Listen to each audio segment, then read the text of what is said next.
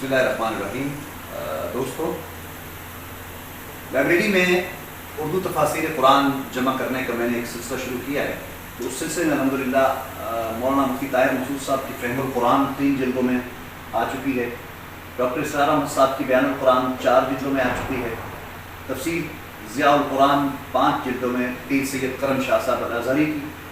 اور تذکیر القرآن مولانا وحید الدین خان 10 جلدوں میں یہ تفسیر روح القرآن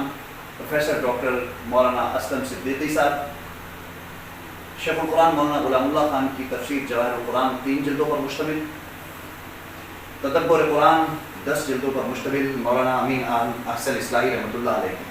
اور یہ 3 جلدوں پر مشتمل ہے آسان تفسیر قرآن مولانا خالد سیف اللہ رحمانی کی، یہ بھی آ چکی ہے۔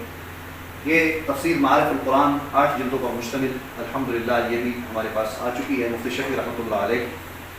یہ تفسیر انوار البیان مولانا عاشق الہی بلند شہری، یہ تقریباً 6 جلدوں پر مشتمل ہے، یہ بھی ہماری لائبریری میں آ چکی ہے۔ اور آج الحمدللہ 20 جلدوں پر مشتمل تفسیر معالم العرفان فی دروس القرآن مولانا صوفی عبدالحمید سواتی صاحب کی، یہ بھی الحمدللہ آج ہماری لائبریری کی زینت بن چکی ہے۔ اور اس کے بعد چند اور تفاسیر اردو باقی ہیں کہ جو ہم نے اپنی لائبریری میں جمع کرنی ہے۔ اس کے بعد میرا اگلا پروگرام یہ ہے کہ ہم سیرت النبی کے حوالے سے اردو میں جتنی کتابیں لکھی گئی ہیں ان تمام کتابوں کا ذخیرہ یہاں پر جمع کر دیں، تاکہ نوجوان نسل کو کتاب سے اس کا تعلق بھی جوڑا جائے، قرآن کو بھی سمجھے، اور حضور نبی کریم صلی اللہ علیہ وسلم کی زندگی کو بھی، آپ کے اعمال کو، افعال کو، اقوال کو،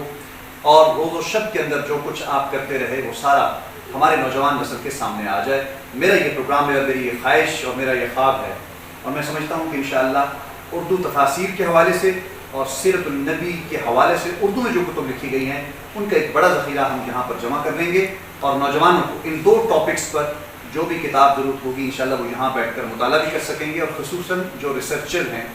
محققین ہیں، اگر ان کو بھی ضرورت پڑی تو ہم ان کو یہاں پر استفادے کا موقع دیں گے انشاءاللہ۔ بہت شکریہ۔